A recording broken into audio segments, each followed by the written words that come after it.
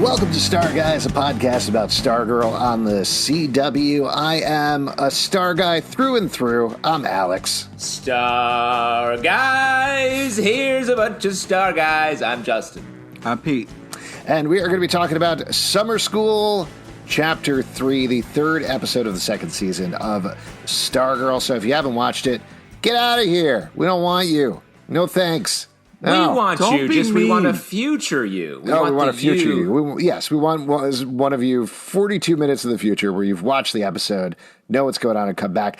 But in case you're listening to this in the future, and this is an even farther future you from like 100 years from now, when you're like, I want to listen to, a Stargirl podcast.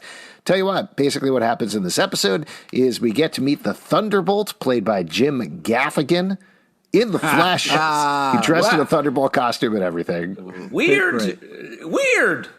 Who saw this coming? Yeah, well, we'll talk about this in a second. But we finally met the Thunderbolt. This is something that was teased heavily in season 1. Comes out of a pen, becomes a genie friend for Mikey, who turns out is very lonely. That's his secret, Cap. He's always lonely. And he misuses the Thunderbolt a little bit, then uses the Thunderbolt a little bit. And at the same time, the Shade was clearly going after the Black Diamond, the home of Eclipso, that we got to see a lot more about in the last episode. Tangles with Barbara a little bit. Tangles with the entire JSA over tea, of all things. A tea tangle. A tea tangle, as we always call it. That's an industry term. That's what we call a gentlemanly fight. Yep. And there's a couple of other things that go on in the episode, but it's basically these two trains that are running. The Shade is looking for Eclipso. Mikey's trying to figure out his place with the Thunderbolt. And by the end of the episode, the Shade realizes that Eclipso is going to kill all of the kids, setting up a conflict seemingly between the Shade and Eclipso. And meanwhile, Mikey has accidentally given up the Thunderbolt, wishes it would find a better home, and it heads to none other than Jakeem Thunder, another heavily teased element of the show, who we're going to see going forward, I believe is played by Alcoya Brunson is the name of the actor. So yes, we're going to see a lot more of him. But there you go. Lots of stuff to talk about in this episode. But, of course, I'm sure Pete will want to start at the beginning. Christmas, 11 years ago. Not only do we get to see Luke Wilson as Stripesy, not only do we get to see a sweet ride, but we also get to see, I think, your favorite actor of all time, Pete, Ethan Embry, as Johnny Thunder. Come on! I mean, if I didn't know this was an episode of television, I would think this would be a trap to get Pete to do something. Like if Pete watches this show, then a cage falls around him, because this was the perfect synergy of all things that Pete loved, and then it turned into Mikey's paper route. The thing that Pete's been looking forward to for so long. All you needed was somebody in the episode to be like, hey, do you remember that present from season 1 that we eventually opened? I just wanted to mention again for no reason. Yep. Pete, are you glowing? Are you glowing? Well, it's about time we got a fucking Mikey app. You know what I mean? Like we've been, poor Mikey's been in the corner the whole time. Don't put Mikey in the corner, and unless there's candy there. In that case, put Mikey in the corner. He's going to take care of that candy. Or there's a small stage there and a stand-up comedy microphone. Or some kind of chocolate volcano of some kind. Yeah. That's a Mikey trap, not a Pete trap. What did you think about this opening scene, Pete? I thought it was cool. I thought it was a fun kind of like, you got to see the Dukes riding the pine a little bit, and the guys being, not quite invited to the dance. It was a little heartbreaking to watch, but people love eggnog, and they're willing to, put off drinking it until they go fight crime. You know what I mean? I think that's an interesting point you make, Pete. But I thought this was a very cool scene. Great to see Wildcat. We get Johnny Thunder looking like some sort of friendly Joker. Right. Ethan Embry, the bass player from That Thing You Do, in a landmark role here as Johnny Thunder. I'll tell you what, I did the barest minimum of research before the show, because I was Pete's going to... Thank you for keeping it simple. Well, specifically on this point, that I was like, oh, Ethan Embry, isn't it? That's got to be an Easter egg to blank movie that he was in the 90s to 2000s with Amy Smart. And it's funny that they didn't meet. I'm sure they were in, I don't know, Euro Trip together or something like that. And I looked it up, and they were not in a movie together until recently. which is crazy. Like, that feels like that's one of those things where, like, they were both in every single comedy, but never at the same time. Exactly. They had so many rom-com near misses. It was unbelievable. Well, they're going to get together. Johnny Thunder's going to steal Barbara from Pat is what I think is going to happen. That's a ridiculous statement to say out loud. I don't know. It's fake. It's weird because I think Pete's actually right. It is ridiculous to think a dead character is going to come back and steal the very living Amy Smart. But let me throw this out. I thought this scene was odd in a way. Obviously, it introduces Johnny Thunder and talks about how the Thunderbolt is unreliable and sort of a difficult superpower to have, which sets up stuff for the episode. But it was odd to me that Starman specifically didn't want Stripesy to come on this mission that they were on or whatever. Do you think Starman is maybe he betrayed the JSA or is up to something here? Because I got some sort of ominous tones from this. There's definitely, that's what we've been getting. I mean, there was only just the one scene, but we've been getting that from the return of Joel McHale as Starman, both at the end of the last season and here as well, and we've certainly theorized about it, that there's something more going on there. I don't know if it's necessarily ominous. I don't know if it's necessarily evil, but there's certainly something, you know? And I do think the theme, it might be as simple as the theme of this episode is about loneliness, as we eventually find out, which is very sad because you get that sad shot of Pat sitting there staring at the stripesy costume in the case. You get to see Johnny Thunder also is very lonely at the beginning, and ultimately we find out that is the Thunderbolt is drawn to people who are lonely, and that's why it goes to Mikey and then eventually to Jakeem. So it might just be that, like to put Pat on his own, but maybe you're right. Maybe there is something more there. I think there's something up. I'm starting to become very suspicious of Starman, and perhaps we're setting up some sort of Stargirl versus Starman. Whoa. Confrontation. Slow your this roll, season guys. Slow your roll. You're just grasping at straws. I can't. Once you roll, the dice go at their own speed. I cannot slow my roll, and I have just cast my die. And I'm looking for a hard 10 and to really not get crapped out. I think you got a gambling problem. I wish I did, but instead I'm at home. But yes, moving beyond that, this was a huge Mikey episode. Yeah, how'd you feel about this, Pete? A bummer Mikey episode. It was a bummer Mikey episode, but Pete, how did you... No. Okay, first off, it was a Mikey episode, okay? There's no such thing as a bummer Mikey episode, okay? What was nice about it, not a bummer, was that Mikey made a lot of good decisions as far as, like, he messed up, but he should have stayed out like Dukes was doing, like we saw Pat waiting to get called up. He couldn't kind of like ride the bench there. He kind of jumped in before he should have. But the way that it kind of like ended and he wished it away, you know, because we saw his headshot put down on the villain table. So this was like the tease was like, oh, this is where Mikey might be turning into a villain. But no. Mikey stood up and was like, no, man. I'm still rolling with my family, even though they're treating me like shit. Pat Dukes, who I usually think is an amazing father, was just kind of straight up ignoring him in this episode. It was heartbreaking to watch. Well, let me throw this out there. I think a lot of stuff happened here from Mikey, and because of the headshot, he's evil thing, I think the basis of that for Cindy Berman is that Mikey hit Icicle with a truck. Thinking like, but this as kid we found out in this app, it was an accident. Sometimes you're driving for the first time, and then I think he put himself in front of Mikey's truck on purpose. Well, I don't know. Icicle did it to himself. Yep. Wow, interesting take. So you go beyond it being an accident. You think it was a premeditated murder on behalf of the victim. If you look, there's actually a big X on the road right there that Mikey did like 10 episodes back, and that's where he was like, I'm going to kill this guy. Oh, my run him God. over with the truck. I'm on it.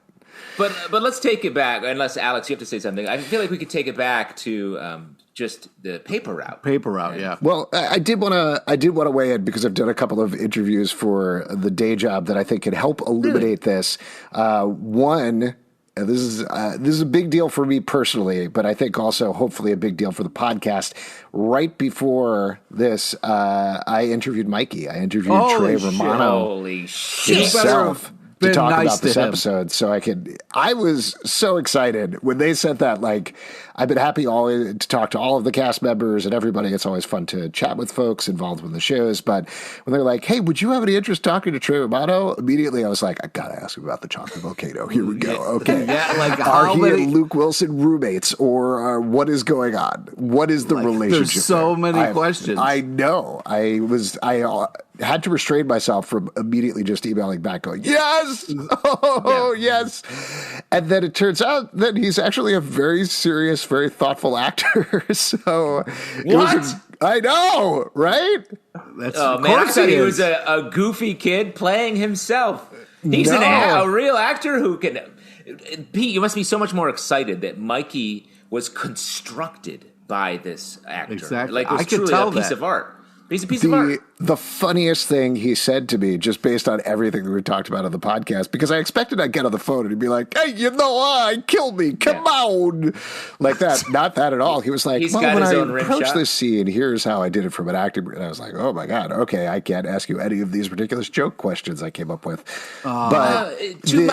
To prepare for my scene with the chocolate volcano, I visited several active volcanoes in the Ring of Fire, as well as the Swiss chocolate magnates who really, and that's the kind of research that he does. Well, the one thing that he was saying in particular that kind of blew my mind, given how he is on the show, was he was like, yeah, I don't know, I'm not really a very energetic guy usually, so this was a hard episode for me because there's a lot of jumping around and yelling and screaming and stuff, particularly with the Thunderbolt, and I was like, what? That's so crazy. I like that director yells cut and he has to like... Oh, wow, that was just so much standing and shouting a joke. Well, this episode was directed by Leah Thompson, who did the, I'm forgetting which episode it was, but the one with that amazing Cindy Berman Courtney fight on the round table in the gym. From last season. That was awesome. And here it was the same sort of thing where he was saying like she was jumping around on set and playing the Thunderbolt because of course they didn't have anybody on set. So then he was able to do it, but they did it so many times he was just exhausted at the end of the day of shooting, which I thought was very funny.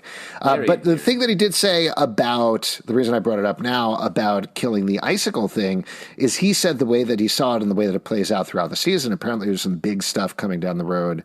I believe he said in like episode 9 where this really plays out with him and Yolanda and the guilt that they're feeling about stuff, but that he is not guilty so much as scared that people will find out he did it by accident. It's funny you say that. That's what I thought based on his portrayal of it in that very tiny scene in this episode. He wants to be a hero, or at least in this hero game, so he doesn't want to be, and that's his big like credit as a crime fighter, is that he took out the big bad guy, and to have it come down that he was like, I put it in D instead of R or whatever is like sort of a bummer. Now, did you ask him about his love of junk food, or like, I mean, come on, like, tell me you got that was into the first question off the bat. I was like, listen, I got to say, just to start off, I'm really worried about Mikey because he hasn't eaten any candy or snacks this whole season so far. What's going on? And he gave a very serious answer to it about like, he's been kind of lonely and sad and off on his own. As you can see, sugars actually damage your insides. I'm on the Tom Brady diet. Yeah. I don't even know what he said. Is. As a 55-year-old man, he really has to watch his sugar. I think we're going to find out that Trey Romano is Ray Romano. A theory that I've pushed all through. Wow. Because that guy doesn't have a lot of energy either. No, he really I think doesn't. that's a big clue. Alex, you're going to blow this whole thing wide open. Absolutely. But once I heard that, once he gave me that serious answer to that, I was like, all right, okay, I'll skip any joke. But you didn't questions. ask him about like his favorite junk food or like what he. No, he was giving serious ansers to everything, and he was actually getting seriously really answer into what them. is. And the backstory and everything. I'm sorry. You could do the interview the next time, Pete. Okay, I love the idea that you had a bunch of goofy ass doodle questions on your notepad, and then we're like, uh-oh, and had to like cross them all out, and then come back with like, so in your acting workshop, how did you? Did you study Meisner or Stanislavski when you were Uta Hagen once said. Great Uda. Yeah, it probably wasn't quite that much, but. He very seriously approaches the character and the work. very surprising. So funny. There you go. But the other thing, I don't know how much we want to get into spoilers because I did talk to Meg DeLacy, who plays Cindy Berman as well, and she just straight up dropped in the interview. I mean, you could read it online. Like, I posted it at decider.com, so you could read it right there. But I don't know if on this podcast, she explained what Cindy actually wants with Mikey down the road. Do we want to talk about it, or do we want to, hold back until it actually happens? A huge spoiler, man. That's tricky. I mean, how about this? I'll guess. Okay. And then you can tell me if I'm right or wrong. Wait, first, when you talked to her, did you ask her what it was like to look through a black diamond and what she saw? Again, I really need to bring you in on these interviews and have you crash my questions. I asked her why Mikey wasn't eating any snacks or fun candy or anything. Right. I just make that a runner on all interviews, even non-Stargirl stuff, hononestly. Right. You asked George Clooney if Mikey likes candy. Yes, I was talking about him to him for his Nespresso campaign. Yeah. I mean, that does have some cultural relevance because they're crazy. They're campaigns. Very weird. It's very weird. Very long commercials. Yes. Especially he and Danny DeVito. How often do they hang? I guess, how about this? I'll give it as a hint, and if it leads you into anything. But, the thing with Shiv is she's not recruiting him. Even if it seemed like a recruiting thing, that is not the reason that she pulled out his picture. It's a much more targeted and specific reason. My guess is... So it was more like a tarot card reading type of thing? She was predicting the future with it, is what you're saying? Yeah, it's like the death card, but that actually means you're going to get married or whatever the fuck they're doing in tarot. Oh, wow. Whatever they're doing in tarot these days. I don't keep up on the tarot trends, but... I'm sorry, you've just been dealt the chocolate of volcanoes. So it's more like a Guess Who situation. She was just okay. It's a heads-up thing. Yeah. Let's just keep naming games. Go ahead, Justin. What was your guess? What I was going to say is that it's a way of getting at Courtney or finding a way to get some sort of revenge on her or trick her or trap her in some way. Yeah, that's exactly what it is. And he's a pawn. Trick or trap. And there's an episode coming up that Trey Romano teased. Apparently, episode 6 has a lot of good stuff with Cindy and Mikey together. And he did call them out as a very funny duo. He said Cindy is very funny. So he's excited for everybody to see that episode. Don't fall for the humor of it. Come on, man. I'm shipping it. I'm shipping it. You guys shipping it? Did he tease any food or candy coming up? Shivy? What are you asking about candy? Yes, there will be candy. What do you want to know what it is so you can eat along with Mikey? Yeah. Hashtag eat along with Mikey? Yes. I want an app breakdown so I can know what candy to buy so I can eat it with them in the app. Seems like nothing. There was, I wrote this down. You're saying no more candy? At the beginning of this episode, Courtney is going whole hog on some bacon and talking about how awesome bacon is. And he walks in, he doesn't even eat the bacon. I know. It's like a whole new character this season. I want Mikey back. I want the Mikey that we know and love back. Here you go, Pete. Here's the answer maybe you're waiting for. Buy all the candy, have it at your house, and then when you see Mikey eat something, you can pull it from your candy drawer. Your stash. Drawers. Your candy bureau. Oh, boy. Let's get back to the episode. Like how carpenters have a wall of screws in tiny drawers. You can have a little Twizzler drawer or whatever. That would be amazing, actually. Let's talk about the Thunderbolt. This is a character direct from the comics. It's used very heavily in the JSA run that Jeff Johns wrote, as well as other parts of the DC universe. The way that I personally came into the Thunderbolt was through Jakeem, because that was the character during Jeff Johns' run on JSA, so I wasn't really familiar with Johnny Thunder until later. But visually, this is straight up how they illustrated the Thunderbolt in the comic book, which I was very surprised and pleasantly surprised by. But what did you think about this? How did you feel about this character? How did you feel about Jim Gaffigan as the voice? How did you feel about how it played off of Mikey? I had a real high-low emotional roller coaster. For a moment, I thought everything lined up, and I was like, oh my God, Jim Gaffigan and Mikey are going to just start talking about food. Maybe Jim Gaffigan does Hot Pockets jokes or something, and then they start having a food off of the best or worst things that they've eaten. So I got very excited for those two to interact to each other, but it didn't go my way. So it was a little rough. But I did really appreciate how Mikey kind of made a mistake and then stepped up afterwards. I mean, the Jim Gaffigan voice, I feel like, and this is just me maybe because I know his voice so well, it does feel very strange coming out of the Thunderbolt. And it feels like someone over there loves Jim Gaffigan. And that's why they put him there, because he doesn't strike me as sort of the, woohoo, I'm a genie who grants wishes and is always sort of messing with you. You wanted Robin Williams. That's who you wanted, right? Oh, too soon, man. Well, no, I'm saying like you wanted Robin peace. Williams as the genie because like, that's clearly like somewhat of what they're going for. So you wanted somebody more along those lines, I'd imagine. I mean, I think, I think you're right. Not that, obviously, we can't really have Robin Williams, but someone in that vein. Dan Castellaneta, he did it in the animated direct-to-video sequel. He was the genie. Wow. You know. Return of Jafar. You know too much. I do. In general. But as far as the way the power works and everything, I'm curious how they'll do it with Jakeem, but it's a little weird. It's a little like picky and like chalkboard where they're workshopping the right phrase and all that.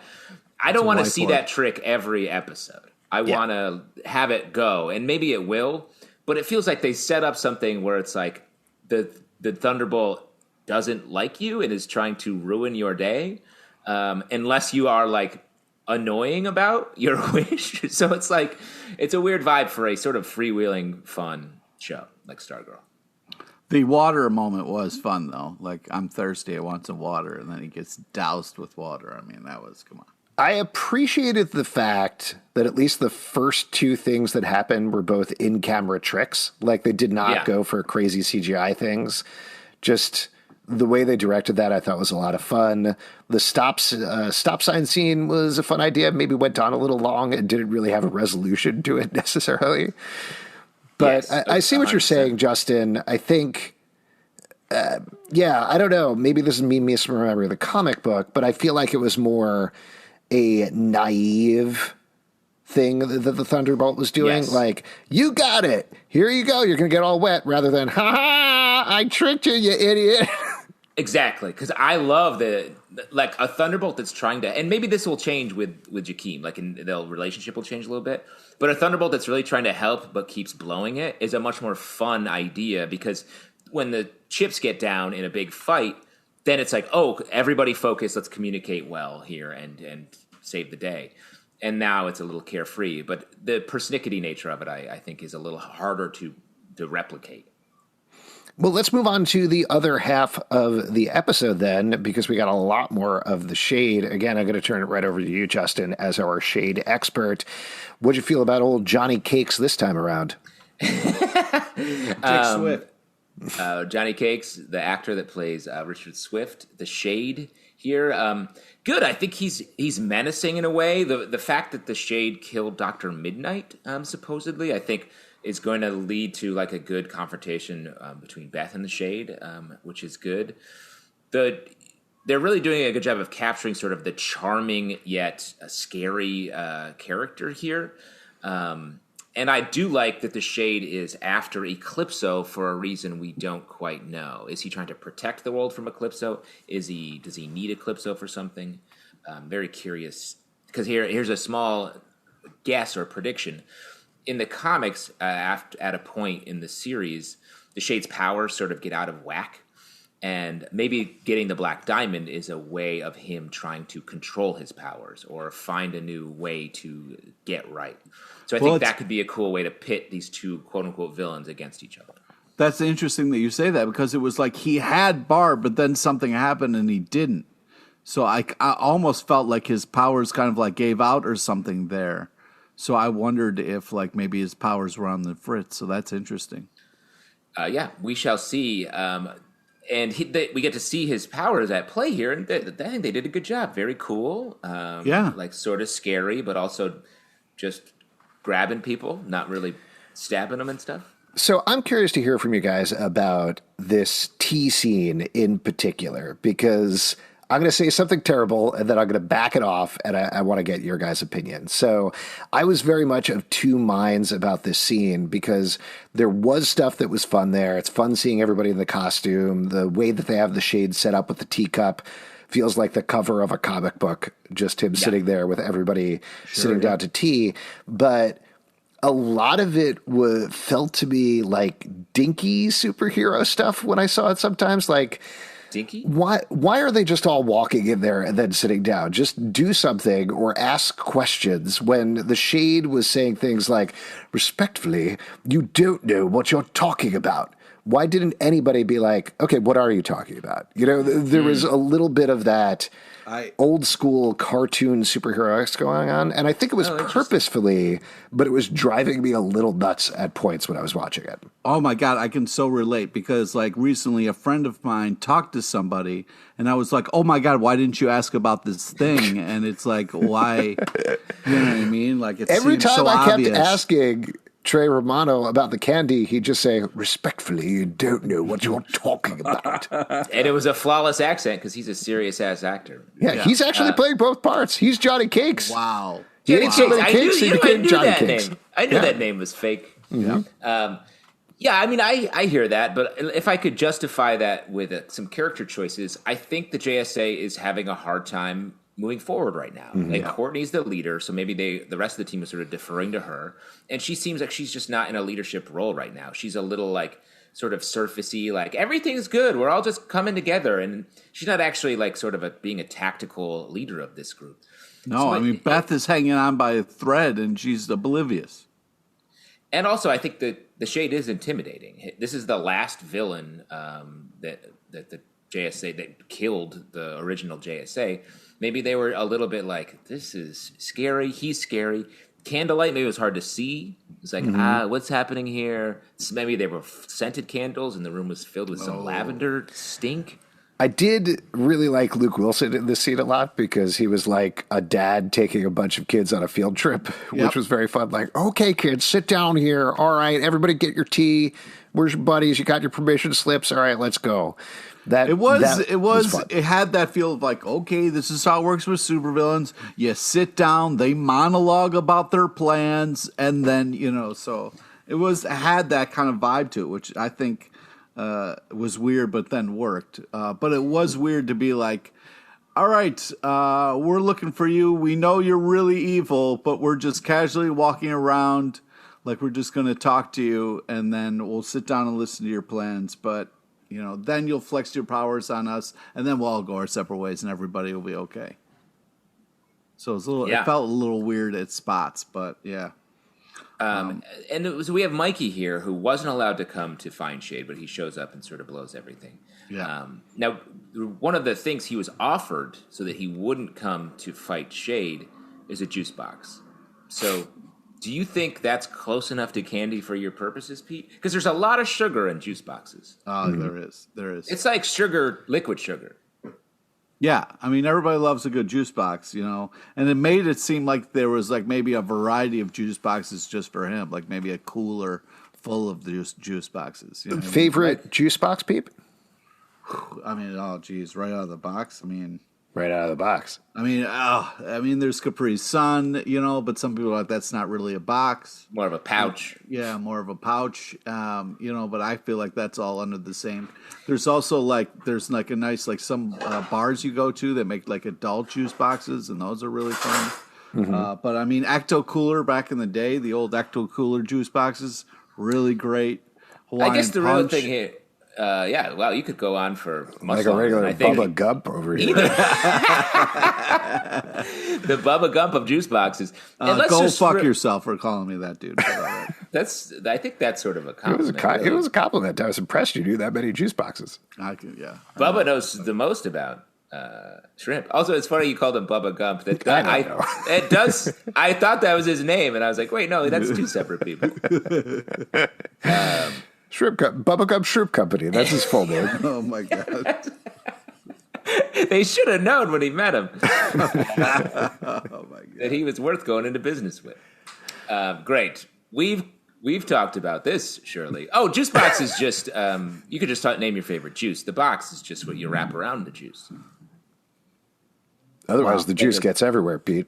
Yeah. Otherwise, like you a just got coconut bottle of juice that you're like, Another couple of little things that I noticed in the episode that I wanted to call out. So I liked I think we mentioned this earlier, but I liked Beth discovering her motivation or having a lack of motivation and grasping onto this. Oh, right. We got to get justice for Dr. Midnight. That's what we got to do.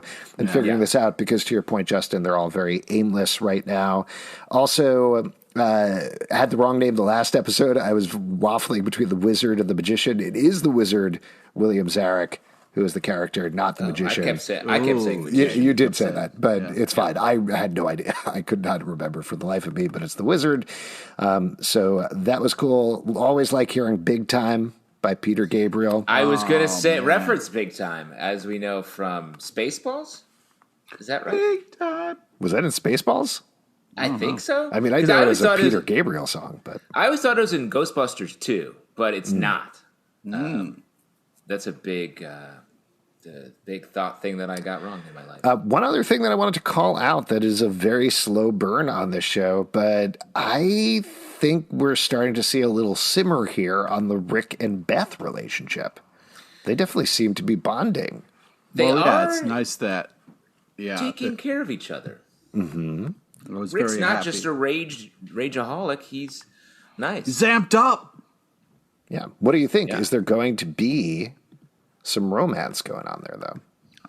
I hope not. I hope they're just, teammates, just being nice to each other. You know what I mean? You're the rom-com guy.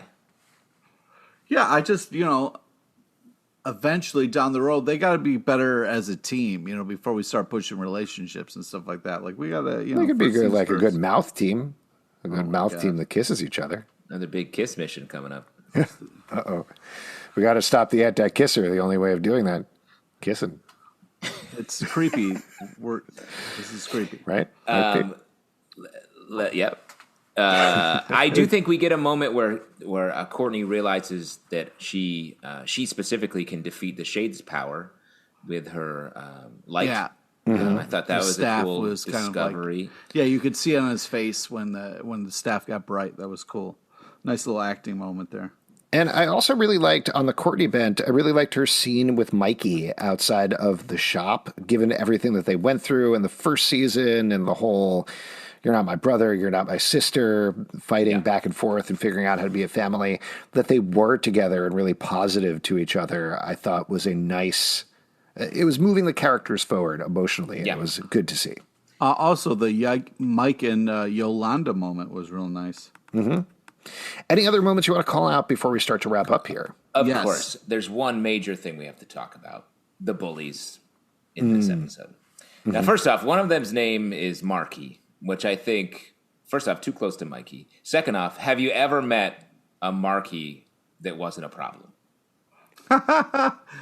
Marky Post, rest in peace, not a problem. She was. That's true. That's fair. Marky Mark, definitely a problem. Definitely a problem. I'll give you Marky Post. Definitely not the Marky I was thinking of. If someone's name is Mark and they're like, I would prefer to be called Marky, that person's a problem. And the way those bullies are hassling the Girl Scout cookie girl. Oh, come on. I was like, and also, why are you down on shortbread? Yeah. Shortbread's delicious. It's a rich cookie. Yeah. Maybe your fragile little prepubescent systems can't handle the amount of butter in a shortbread cookie, but you need to get right, Marky. You need to get right with your shortbread. Ooh, I love it. Any other moments, it's fun Pete? to get fired up about cookies and candy and stuff. Come on, Justin. That's why we started this podcast. Because we didn't have a space to talk about cookies and juice. Yeah. Sorry. As adults. I thought Barb was excellent in this episode. I liked how she was in the mix, asking questions, getting some answers. Yeah. Working at her evil company. We're working at, just happened to be walking around an evil company. I did like the phone call with Pat and Barbara. Now, to your point of Barbara being in the mix, the fact that she's like, okay, just be careful on your mission. And he's fun. Oh, she does not approve of this plan. That was great. Yeah, that's fun. I like her knowing about stuff. It provides a very different dynamic than other superhero shows. And I like how he checks in with her, too. You know what I mean? It's great. They're great together. All right, why don't we wrap this up and call out who we think the star of the episode is. Justin, who is the star of the episode? Oof, tough call here. I think the Girl Scout stood her ground in a way that I respected. She maybe was the most decisive hero in the episode. Yeah, agreed. In a lot of ways. But at the end of the day, this is a Mikey episode, and you can't fight that. Like, it's hard to pick anybody else. This is about his emotional journey. The way he accidentally gave up the Thunderbolt that would ruin me. That would be such a bad thing. He's going to be kicking himself even harder than he already was and feel more isolated. It was a tough progression of events. It's basically like Franz Kafka's Metamorphosis, but about a kid with a paper. Pete, what about you? Star of the episode? It's hard not to say the whiteboard. I mean, great use of whiteboard in this episode. Beautiful. Yeah. Beautiful acting job. I mean, I gotta agree with Justin. You gotta go with Mikey Thunder on this. But mainly, I would say Barbara. You, sir, don't make any sense. I agree on the Mikey. It's the Mikey episode, but I'm going to give it up for old Johnny Cakes just because I'm really enjoying his performance as the Shade. Really good, even though I was kind of, not trashing is probably too strong, but a little hard on that scene with the tea. I still thought he was really good there, and he's hitting the character just right, and it's fun to see that character executed properly in live action. That's super cool. And that is it for this time. If you'd like to support our podcast, patreon.com/Comic Book Club. Also do a live show every Tuesday night at 7 p.m. to Crowdcast and YouTube. Come hang out. We would love to chat with you about Stargirl. iTunes, Android, Spotify, Stitcher, or the app of your choice to subscribe, follow, and listen to the show at StarGuysPod on Twitter, Instagram, and Facebook. ComicBookClubLive.com for this podcast and many, many more. Until next time, Star Guys out. Star Guys, join me in this song. It's the song we sing at the end of every episode. Star Guys. Star Guys. Star Guys.